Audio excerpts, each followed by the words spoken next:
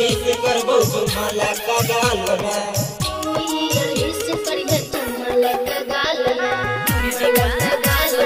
अखन अपने सब सुन रहल छे ऐसे रिकॉर्डिंग स्टूडियो के शानदार प्रस्तुति।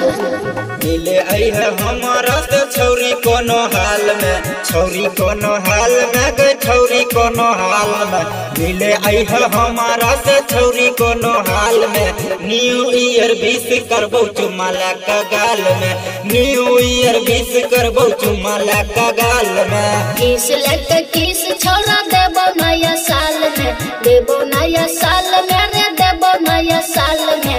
न्यू ईयर विश करिए चुमाला कगाल में, न्यू ईयर विश करिए चुमाला कगाल में।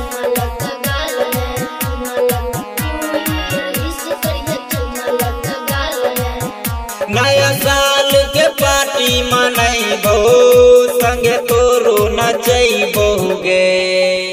डियर के नशा में झुमबै नहीं हमें शरमैबो रे, नहीं हमें शरमैबो रे। नया साल के पार्टी मनैबो संगे तोरो नचैबो गे। डियर के नशा में झुमबो नहीं हमें शरमैबो रे। तोरा घुमैबो छौरी चल नैनीताल गे। किस लक किस छोरा देबो नया साल में, नया साल में नया साल। किस लक किस छोरा देबो नया साल में। करबै मन मानी गे छौरी नहीं रखतै दुनिया गए। कहिया बनई भीड़ छौरा तू हमारा कनिया रे, तू हमारा कनिया रे।